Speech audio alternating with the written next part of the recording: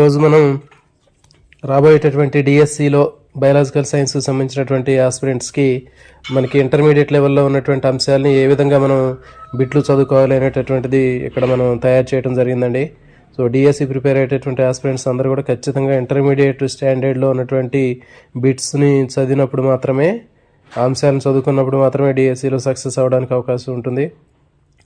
మనం ఆల్రెడీ గతంలో నిన్న మొన్న ప్రీవియస్ పేపర్స్ 2025 జూన్లో జరిగినటువంటి డిఎస్సి పేపర్ని, బయాలజికల్ సైన్స్ స్కూల్ అసిస్టెంట్ పేపర్ని అనాలిసిస్ చేసామండి. సో దాన్ని మనం బేస్ చేసుకొని ఒక ప్రశ్న అనేది ఏ విధంగా అడుగుతున్నాడు అనేది మన అందరికీ కూడా అర్థమైంది. నేను చాలామంది ఆస్పిరెంట్స్ లైవ్లో పార్టిసిపేట్ చేశారు.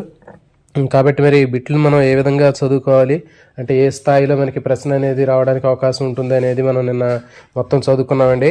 కేవలం ఇంటర్మీడియట్లో ఉన్నటువంటి ప్రశ్నలు సరళి అనేటటువంటి మనం పరిశీలించినట్లయితే ఎక్కువగా మనకి ముఖ్యమైనటువంటి అంశాలను మాత్రమే అక్కడ స్ట్రెచ్ చేయడం జరుగుతుందండి. స్కూల్ బుక్స్లో అడిగేటటువంటి పాయింట్ టు పాయింట్ లాగా అడగట్లేదు. అక్కడ అడిగేటటువంటి అంశాలన్నీ కూడా మెయిన్ మనకి కనపడేటటువంటి అంశాలు, ముఖ్యమైనటువంటి అంశాలనే మనకి ఒక 20% బిట్లు అనేవి ఇవ్వటం జరిగింది. సో కాబట్టి ఖచ్చితంగా ఇంటర్మీడియట్లో ఉన్నటువంటి అంశాలను ఖచ్చితంగా ఎవరైతే చదువుకుంటారో వాళ్ళు మాత్రమే డిఎస్సిలో సక్సెస్ అవ్వడానికి అవకాశం ఉంటుంది. ఎందుకంటే మనకి మరి జాబ్ డిసైడ్ చేయాలంటే కేవలం 2-3 మార్కులు, 1 మార్కు కూడా మనకి చాలా ఇంపార్టెంట్ అండి. సో ఆ ఉద్దేశంతో మనకి ఖచ్చితంగా ఇంటర్మీడియట్కి సంబంధించినటువంటి అంశాలను చదవాల్సినటువంటి అవసరం ఉంటుంది. మనం ఎన్నిసార్లు స్కూల్ బుక్స్ ఎన్నిసార్లు చదివినా ఉపయోగం ఉండదండి. ఎందుకంటే మనం అక్కడ 4 ఉన్నటువంటి ఆప్షన్స్ని ఈజీగా మనం గుర్తుపడతాము. చదివిందే ప్రతిసారి అవే చదవటం వల్ల ఎలాంటి ఉపయోగం అనేది ఉండదు. కాబట్టి ఆల్రెడీ గతంలో మీరు స్కూల్ బుక్స్ని చదివారు, యాస్పిరెంట్స్ అందరూ కూడా చాలాసార్లు టెట్కి చదివారు, డిఎస్సి చదివారు.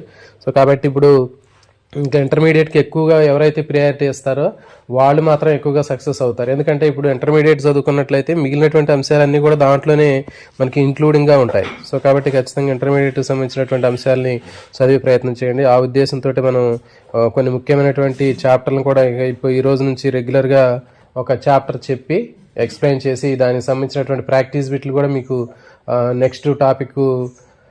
నెక్స్ట్ సెషన్లో ఇచ్చే ప్రయత్నం చేస్తాము. రాత్రి మనం ఎపికల్చర్కి సంబంధించినటువంటి అప్లైడ్ బయాలజీకి సంబంధించినటువంటి ఎపికల్చర్ అనేటటువంటి టాపిక్ మనం చేసామండి, తేనెటీగల పెంపకము.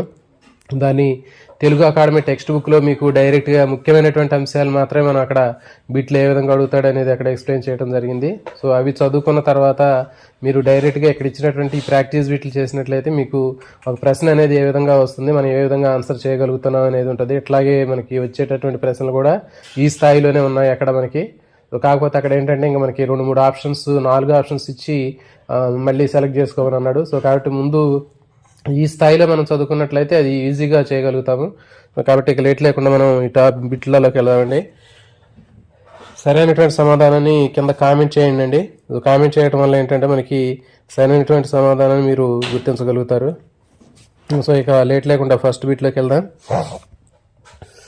తేనె మరియు మైనం కోసం ఉత్పత్తి కోసం తేనెటీగలు పెంచడాన్ని ఏమని పిలుస్తారు? What is the practice of rearing honey bees for honey and wax called?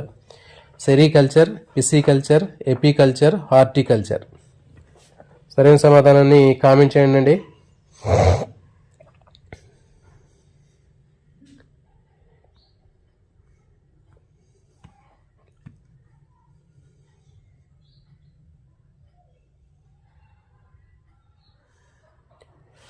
So దీనికి సరైనటువంటి సమాధానము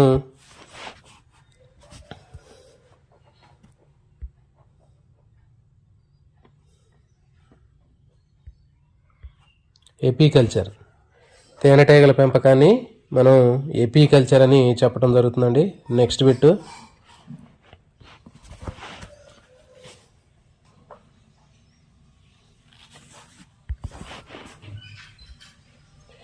ఏ తేనెటీగ జాతిని యూరోపియన్ తేనెటీగ అని పిలుస్తారు? Which honey bee species is known as the European bee? ఐరోపా తేనెటీగని దేన్ని పిలుస్తారు? A Apis cerana indica, Apis mellifera, Apis dorsata, Apis florea. సరైన సమాధానాన్ని కామెంట్ చేయండి.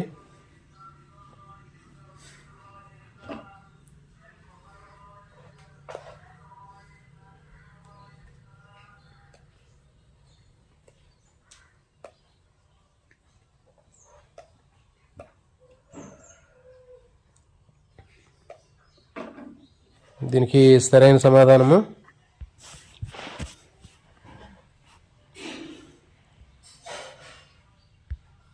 Apis mellifera. ఎపిస్ మెల్లిఫెరా అనేది మనకి ఐరోపా తేనెటీగ లేదా యూరోపియన్ తేనెటీగని పిలుస్తారు. Next bit.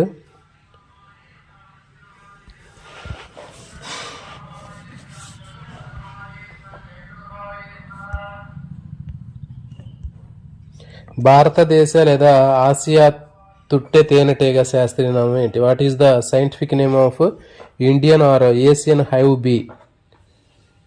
Apis mellifera, Apis cerana, Apis cerana indica, Apis dorsata, Apis florea. సరైన సమాధానాన్ని కామెంట్ చేయండి. దీనికి సరైనటువంటి సమాధానము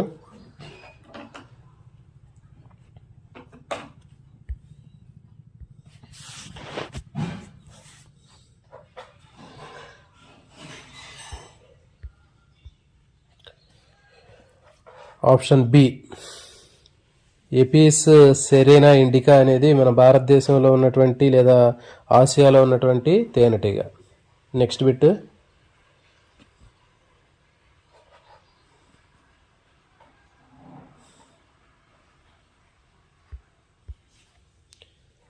తేనెటీగల సహనివేశంలో ఎన్ని రకాల ఈగలు ఉంటాయి? How many types of bees are found in A B colony? ఎన్ని రకాలైనటువంటి తేనెటీగలు ఉంటాయి? 2, 3, 4, 5.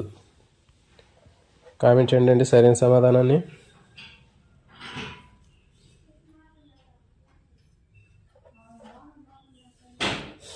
దీనికి సరైన సమాధానము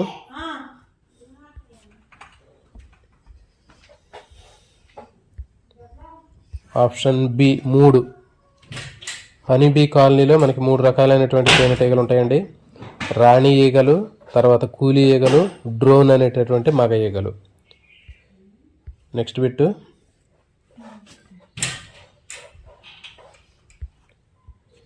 సహనివేశంలో అతిపెద్ద పరిమాణంలో ఉన్న ఈగ ఏది? Which is the largest member in A B colony? Comment చేయండి. వీడియోని లైక్ చేసే ప్రయత్నం చేయండి. యాస్పిరెంట్స్ చూసే యాస్పిరెంట్స్ గుడ్ మార్నింగ్ అండి. సుజాత గారు వీడియోని లైక్ చేయండి. అదేవిధంగా హైప్ బటన్ని క్లిక్ చేయండి. వారానికి ఒకసారి మాత్రమే హైప్ అనేటటువంటిది ఉంటుంది. సో మీరు ఇలాంటివి క్లిక్ చేయడం వల్ల ఇంకా ఎక్కువ మందికి వీడియో రీచ్ అయ్యే అవకాశం ఉంటుంది. ఎవరైతే కోచింగ్కి వెళ్ళలేరో అలాంటి ఆస్పిరెంట్స్ని ఉద్దేశించి తయారు చేయడం జరిగింది. సో కాబట్టి మన యొక్క కాన్సెప్ట్ అనేది అందరికీ రీచ్ అవ్వాలి అనేటటువంటి ఉద్దేశంతో మనం ఈ వీడియో చేస్తున్నాం. సో కాబట్టి ఈ ప్రయత్నంలో మీరు కూడా భాగస్వామ్యం కావాలి. వీడియోని ఖచ్చితంగా మీరు లైక్ చేస్తేనే అది ఇంకా మనలాంటి కోచింగ్ వెళ్ళలేనటువంటి ఆస్పిరెంట్స్ ఎవరైతే ఉంటారో వాళ్ళందరికీ కూడా అందుబాటులో ఉంటాయి. సో కాబట్టి మీరు లైక్ చేయకపోతే వీడియో మీకు మాత్రమే పరిమితం అయి ఉంటుందండి. కొత్తగా చూసే ఆస్పిరెంట్స్కి షేర్ అవ్వాలంటే ఖచ్చితంగా మీరు లైక్ బటన్ క్లిక్ చేయండి. తర్వాత హైప్ బటన్ కూడా క్లిక్ చేస్తే ఇంకా ఎక్కువ మందికి రీచ్ అవుతుంది. సో దీనికి సరైన సమాధానము రైట్ ఆన్సర్ అండి, రాణి ఈగ.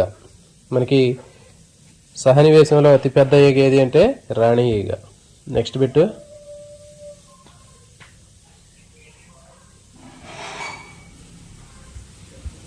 రాణి ఈగ సుమారుగా ఎన్ని సంవత్సరాలు జీవిస్తుంది?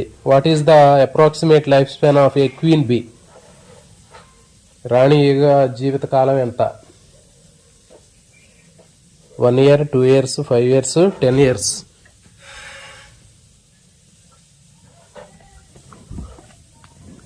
సరైన సమాధానం కామెంట్ చేయండి. దీనికి సరైనటువంటి సమాధానం చూద్దాం. దీనికి సరైన సమాధానం ఆప్షన్ సి 5 సంవత్సరాలు. 5 సంవత్సరాలు ఉంటుందండి. ఇంపార్టెంట్ ఇవన్నీ బిట్స్ అన్ని కూడా మనకి రాబోయేటటువంటి డిఎస్సిలో వాటర్ లీక్ అవుతుంది చూడండి, తగిలిపోయింది అది. సో దానికి సరైన సమాధానం option 5. Next bit question number 7.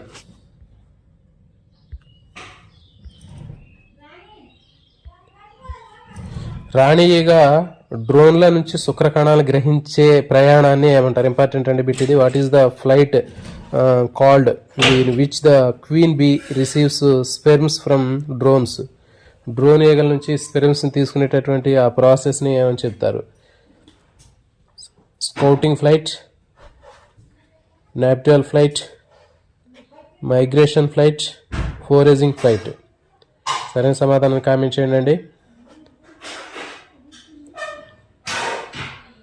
Important అండి ఈ బిట్ ఇది. దీనికి సరైన సమాధానాన్ని చూద్దాం. సరైన సమాధానము ఆప్షన్ బి. ఇది సరైన సమాధానము ఆప్షన్ బి. ఇంపార్టెంట్ అండి ఇది. శోభన ఉడ్డయనం లేదా నాపిటల్ యూపిటల్ ఫ్లైట్. ఇంపార్టెంట్ అండి ఇది బిట్. నెక్స్ట్ బిట్,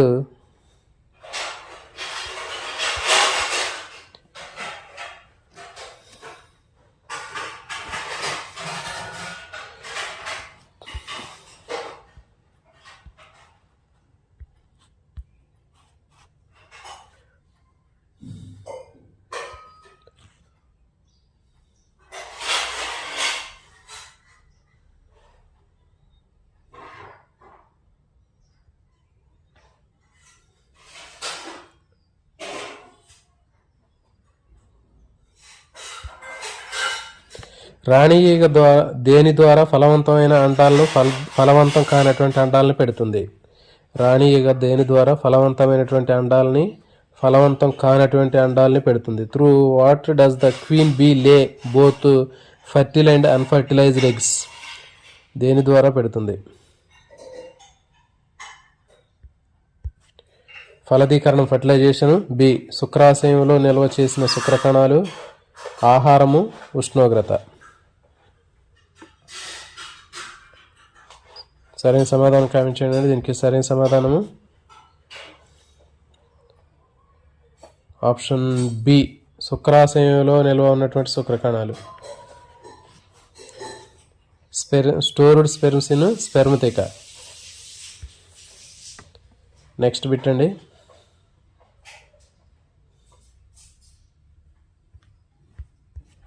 ఫలవంతమైన అండాల నుంచి ఏ ఈగలు అభివృద్ధి చెందుతాయి? ఇంపార్టెంట్ అండి బిట్ ఇది. ఫలవంతమైనటువంటి అండాల నుంచి ఏ ఈగలు అభివృద్ధి చెందుతాయి? ఆ డ్రోన్స్ నుంచి తీసుకున్నటువంటి ఆ స్పెర్మ్స్ ఏవైతే ఉన్నాయో స్పెర్మ్స్ని తీసుకొని కొన్ని ఎగ్స్ ఫర్టిలైజేషన్ జరుగుతాయి, కొన్ని ఫర్టిలైజేషన్ జరగకుండానే డైరెక్ట్గా ఆ ఎగ్స్ నుంచి మళ్ళీ పిల్లజీవులు తయారవుతాయి. సో ఈ ప్రాసెస్లో ఫలవంతమైనటువంటి అండాల నుంచి అంటే ఫలదీకరణం చెందినటువంటి అండాల నుంచి ఏ రకమైనటువంటి ఈగలు అభివృద్ధి చెందుతాయి? కామెంట్ చేయండి. సరైన సమాధానము డ్రోన్లు, ఆడ ఈగలు, మగ ఈగలు ఏవి కావు. దీనికి సరైన సమాధానము ఆప్షన్ బి. ఆడ ఈగలు. ఆడ ఈగలు అనేవి అభివృద్ధి చెందుతాయండి. ఫలవంతమైనటువంటి అండాల నుంచి ఏర్పడేవి ఫీమేల్ ఆడ ఈగలు. ఇవి వంద్య ఈగలు.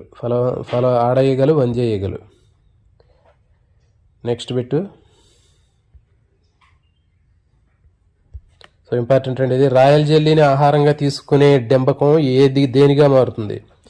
రాయల్ జెల్లీని ఆహారంగా తీసుకునేటటువంటి డెంపకం అనేది దేనిలాగా మారుతుంది? కూలీ ఈగ, డ్రోన్ ఈగ, రాణి ఈగ, వంద్య ఆడజీవి. కామెంట్ చేయండి. ఇంపార్టెంట్ బిట్ ఇది. వీడియోని లైక్ చేసే ప్రయత్నం చేయండి. ఒకళ్ళే లైక్ చేశారు. వీడియోని ఎక్కువ లైక్ చేస్తే మీతో పాటు ఇంకా చదువుకునేటటువంటి ఆస్పిరెంట్స్ అందరికి కూడా రీచ్ అయ్యే అవకాశం ఉంటుంది.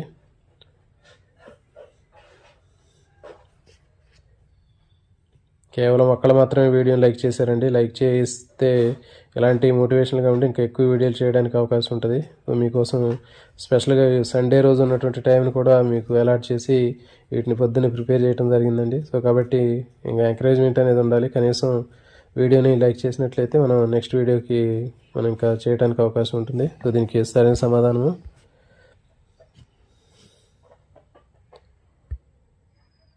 రాణి ఈగ. రాయల్ జెల్లీని తీసుకొని పెరిగేటటువంటిది ఏది అంటే రాణి ఈగ అండి. ఏదైతే రాయల్ జెల్లీ తింటుందో అది రాణి ఈగలాగా డెవలప్ అవుతుంది. నెక్స్ట్ బిట్ వస్తుందా?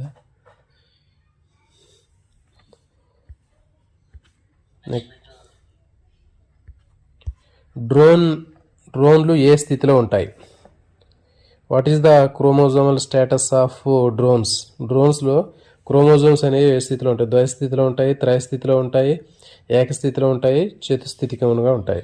ఇంపార్టెంట్ అండి వీటిలో ఇవన్నీ కూడా. డ్రోన్లు ఏ స్థితిలో ఉంటాయి?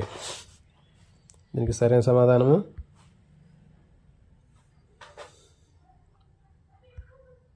ఏకస్థితికం. ఎందుకు ఏకస్థితిలో ఉంటాయంటే చెప్పాము, డ్రోన్స్ అన్ని కూడా ఫలదీకరణం చెందనటువంటి అన్ఫర్టిలైజ్డ్ ఎగ్స్ నుంచి ఇవి డ్రోన్స్ తయారవుతాయని చెప్పాము. సో కాబట్టి దీంట్లో 16 క్రోమోజోమ్లే ఉంటాయి. తేనెటీగల్లో ఉండేటటువంటి మొత్తం ఫీమేల్లో 32 ఉంటాయి, మగ ఈగలు డ్రోన్స్లో మాత్రం 16 ఉంటాయండి. సో కాబట్టి మరి ఫలదీకరణం చెందితే శుక్రకణంలో 16, అండంలో 16 కలిస్తే 32 ఉంటాయి. అది ద్వయస్థితిలో ఉంటాయి ఆడ ఈగలకి. కానీ ఇక్కడ ఈ డ్రోన్స్ అన్నీ కూడా మగ ఈగలే. ఇవి ఫలదీకరణం లేకుండానే పార్థినోజెనిసిస్ అనేటటువంటి ప్రక్రియ అనిషేక జననం ద్వారా తయారవుతున్నాయి. కాబట్టి వీటిలో డైరెక్ట్గా ఒకే సెట్ ఆఫ్ క్రోమోజోమ్స్ అనేవి ఉంటాయి, ఏకస్థితిలో ఉంటాయి. హ్యాప్లాయిడ్ 16 మాత్రమే ఉంటాయండి, గుర్తుపెట్టుకోండి. ఇవన్నీ కూడా ఇంపార్టెంట్ అంశాలు. నెక్స్ట్ బిట్,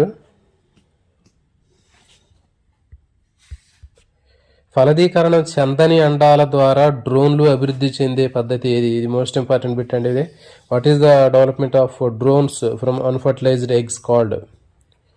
ఉభయజన్మము, మగ అనిషేక జననము, male parthenogenesis, arrhenotoky, or next C పునరుత్పత్తి రీజనరేషన్, డి సంయోగం. కామెంట్ చేయండి అండి, సరైన సమాధానాన్ని కామెంట్ చేయండి అండి.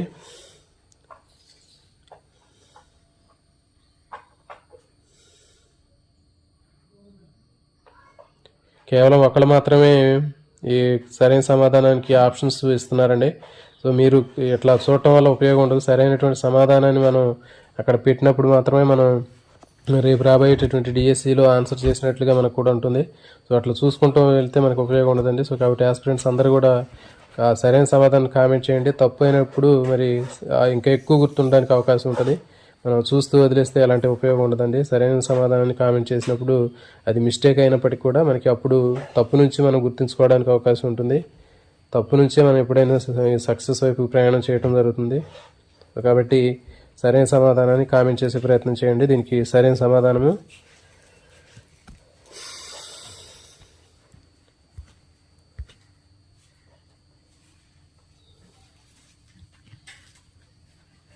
ఆప్షన్ బి, మగ అనిషేక జననం. అంటే ఇంపార్టెంట్ అనేది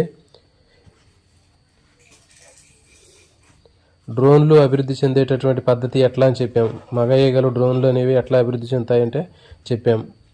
మగ అనిషేక జననం, మేల్ పార్థినోజెనిసిస్, లేకపోతే దీన్ని అర్హినోటోకి అని కూడా అంటారండి. ఇంపార్టెంట్ బిట్ ఇది.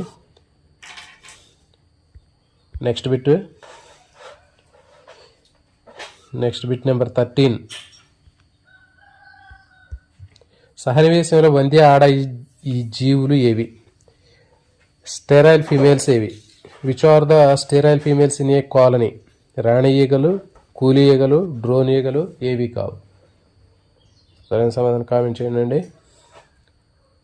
సహనివేశంలో వంద్య ఆడజీవులు ఏవి?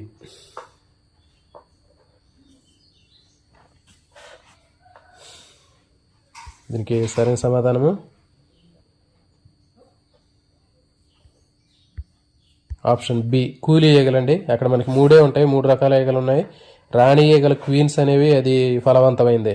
నెక్స్ట్ డ్రోన్స్ కూడా ఫలవంతమైనవి. అంటే రాణి ఈగ, డ్రోన్ ఈగలు మాత్రమే కలయిక జరుగుతాయి. మిగిలినటువంటి కూలీ ఈగలన్నీ కూడా వంద్యమైనటువంటి ఆడ ఈగలు. ఇవన్నీ కూడా అక్కడ తేనె తొట్టి దగ్గర పనిచేయడానికి, తర్వాత మకరందాన్ని తీసుకురావడానికి ఉపయోగపడతాయి ఇవి. Next bit 14.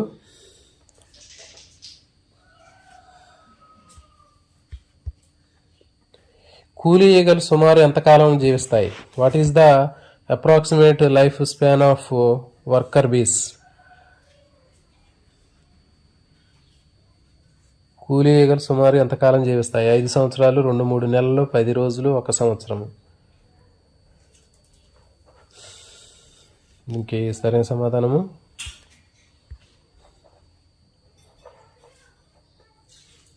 ఆప్షన్ బి, 2-3 నెలలు. కూలీ ఈగలు 2-3 నెలలు జీవిస్తాయి. అంటే 60 డేస్ వరకు ఉంటాయి అవి. 55 to 60 డేస్. అదే 60 డేస్, 2-3 నెలలు సుమారుగా అటు ఇటుగా. Next question,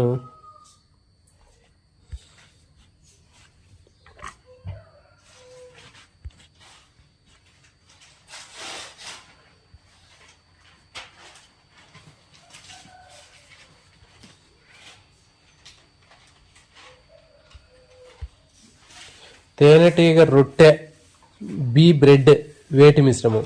be bread is mixture of. తేనెటీగ రొట్టె అనేది దేంతో తయారు చేయబడి ఉంటుంది.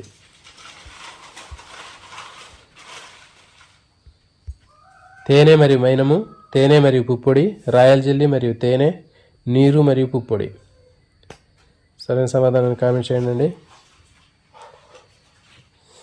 దీనికి సరైన సమాధానము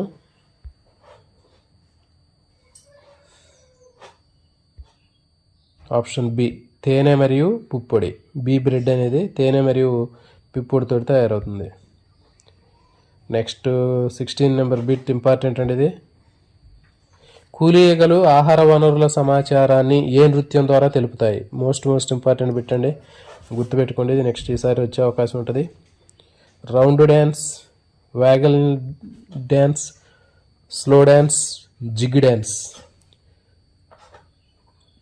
తేనెటీగలు దాని మకరందానికి సంబంధించినటువంటి సమాచారాన్ని మిగిలినటువంటి తేనెటీగలకు షేర్ చేయడానికి అది ఏ పద్ధతిని ఉపయోగిస్తాయి, అది డాన్స్ని ఏమని చెప్తారు. ఇంపార్టెంట్ అండి బిట్ ఇది. సరైన సమాధానం కామెంట్ చేయండి. దీనికి సరైన సమాధానము ఆప్షన్ బి, వ్యాగల్ నృత్యము. ఇంపార్టెంట్ అండి ఇది. వ్యాగల్ డ్యాన్స్ ద్వారా ఇవి సమాచారం తెలుపుకుంటాయి. మోస్ట్ ఇంపార్టెంట్ బిట్ ఇది. Next bit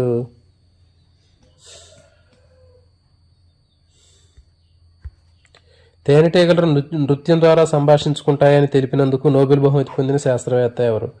which scientist won the Nobel prize for decoding bee communication through dance. So ఇవి డ్యాన్స్ ద్వారా అవి మకరందం ఉన్నటువంటి ప్లేస్ని అవి డాన్స్ ద్వారా చెప్తాయని అవి చేసేటటువంటి ఆ డాన్స్ని డీకోడింగ్ చేసి చెప్పినటువంటి సైంటిస్ట్ ఎవరు. Darwin, Karl von Frisch, Mendel, Louis Pasteur. Most important bit అండి ఇది. గుర్తుపెట్టుకుని ఖచ్చితంగా ఈ బిట్టు గ్యారంటీకి ఇట్లాంటివి ఎక్కువ రావడానికి అవకాశం ఉంటుంది. దీనికి సరైన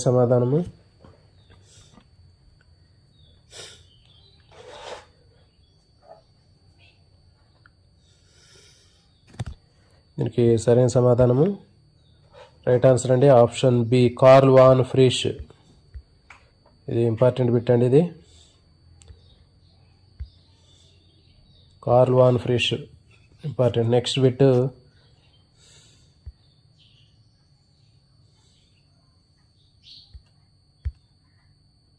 మకరందం సేకరించడానికి ఉండే నిర్మాణాలని ఏమని చెప్తారు.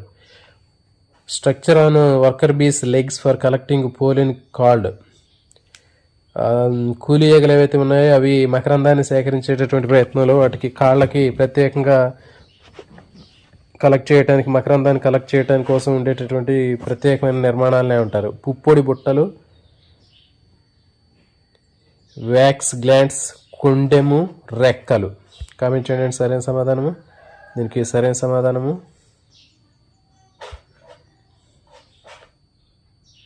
ఆప్షన్ ఏ, పుప్పొడి బుట్టలు. పోలెన్ బాస్కెట్స్ ఇంపార్టెంట్ అండి. ఇది ఈ పోలెన్ బాస్కెట్స్లో అది స్టోర్ చేసుకుంటాయి. పోలెన్ బ్రష్లు కూడా ఉంటాయి. బ్రష్ తోటి కుంచెతోటి అది దులిపి ఆ బుట్టలో వేసుకుంటాయి. Next bit 19.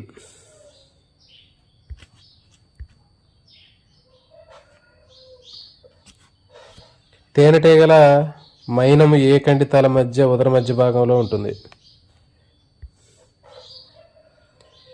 తేనెటీగల్లో మనకి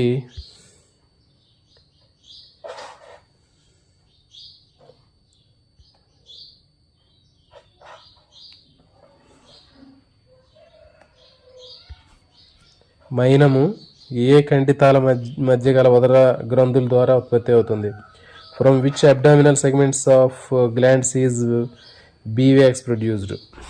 తేనెటీగల మైనం బీవ్యాక్స్ అనేది ఎక్కడి నుంచి ప్రొడ్యూస్ అయ్యింది, అది ఏ గ్రంథులు ఏ ఉదర ఖండితాల మధ్య ఉంటుంది. 1, 2, 1, 3, 2, 5, 6, 8, నెక్స్ట్ 4, 6. సో దీనికి సరైన సమాధానము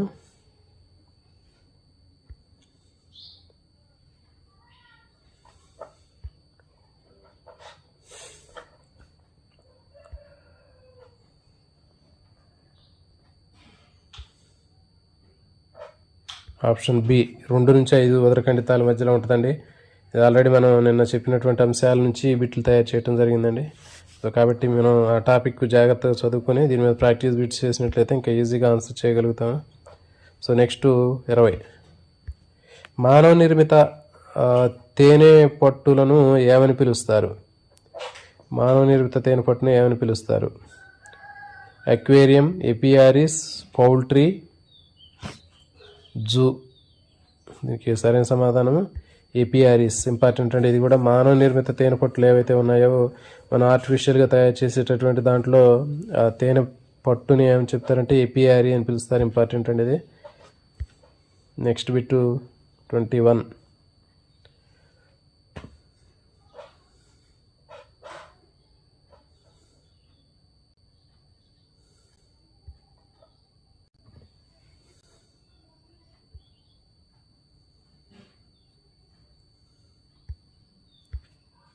తేనెలో ప్రధానంగా ఉండే చక్కెర ఏది?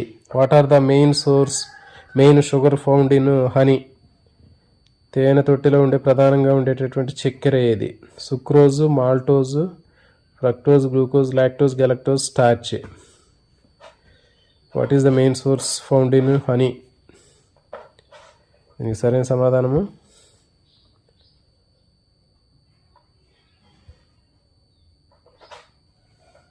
Option B, fructose, glucose. Fructose, glucose అనేవి దీని మెయిన్ సోర్సెస్. నెక్స్ట్, మైనాన్ని దేని తయారీలో వాడతారు? మైనాన్ని దేని తయారీలో ఉపయోగిస్తారు? తేనెటీగల నుంచి వచ్చినటువంటి మైనాన్ని దేని తయారీలో ఉపయోగిస్తారు? ఆహారము, సౌందర్య సాధనాలు, పాలిష్లు, బట్టలు, ఎరువులు.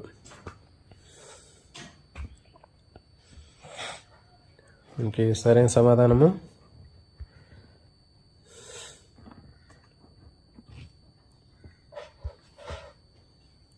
ఆప్షన్ బి, సౌందర్య సాధనాలు, పాలిష్లు. సో వీటి తయారీలో వీటిని ఎక్కువగా ఉపయోగిస్తారు. Next bit 23.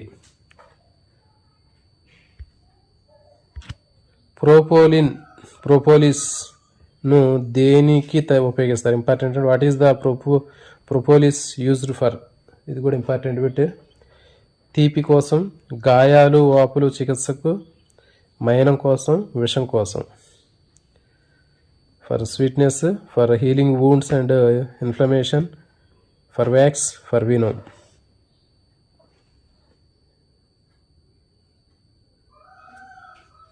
సో దీనికి సరైన సమాధానం కామెంట్ చేయండి. దీనికి సరైన సమాధానము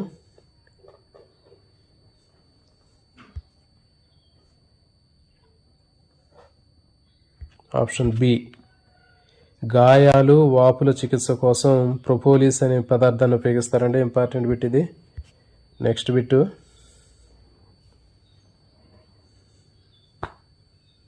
నెంబర్ 24. తేనెటీగల విషాన్ని బి వినోమ్ ఏ వ్యాధి చికిత్సలో ఉపయోగిస్తారు? ఇది కూడా మోస్ట్ ఇంపార్టెంట్ బిట్ అండి ఇది. B venom is used in the treatment of which disease? Malaria, కేళ్ల వ్యాధి, క్షయ, కలరా. మలేరియా, రొమటాయిడ్స్, ఆర్థరైటిస్, క్షయ, కలరా. కామెంట్ చేయండి సరైన సమాధానాన్ని. 24 రైట్ ఆన్సర్ అండి. ఆప్షన్ బి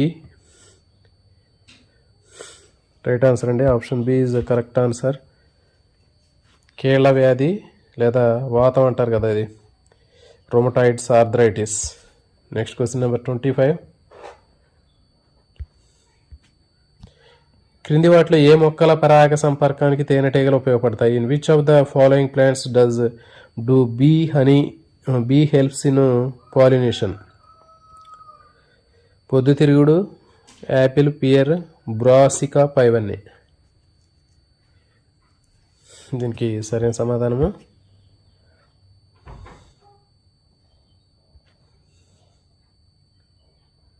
ఆప్షన్ డి, పైవన్నీ. అన్నిట్లో కూడా ఇవి పరాగ సంపర్కానికి ఉపయోగపడతాయి. Next question number 26.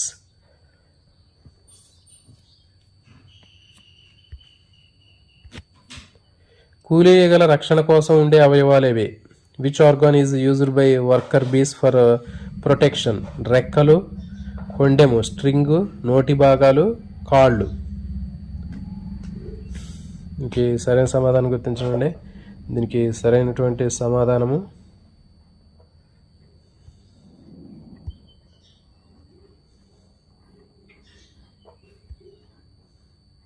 Option B, కొండెము లేదా స్ట్రింగ్ కుడతాయి కదా, ఆ విధంగా మనకి మరి తేనెటీగలు కుట్టేటప్పుడు ఆ కొండె ఏదైతే ఉందో లేదా స్ట్రింగ్ అనేది అది రక్షణ పరికరం లాగా ఉపయోగపడుతుంది. Next question number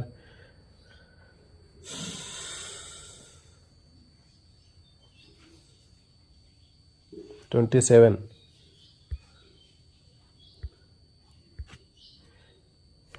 What is the most important factor in a successful beekeeping? తేనెటీగల పెంపకంలో తీసుకోవాల్సినటువంటి అంశాల్లో ముఖ్యమైనటువంటివి ఏవి? తేనెటీగల అలవాట్లపైన అవగాహన, అనువైన స్థలాన్ని ఎంపిక చేసుకోవటం, తేనె పట్టుల యాజమాన్యము, పైవన్నీ. సో ఏ అంశాల మీద ఎక్కువ మనం కాన్సన్ట్రేషన్ చేయాలి? దీనికి సరైన సమాధానము ఆప్షన్ డి, పైవన్నీ. ఆప్షన్ డి, పైవన్నీ సరైనటువంటి సమాధానం. అన్ని జాగ్రత్తలు తీసుకోవాలి.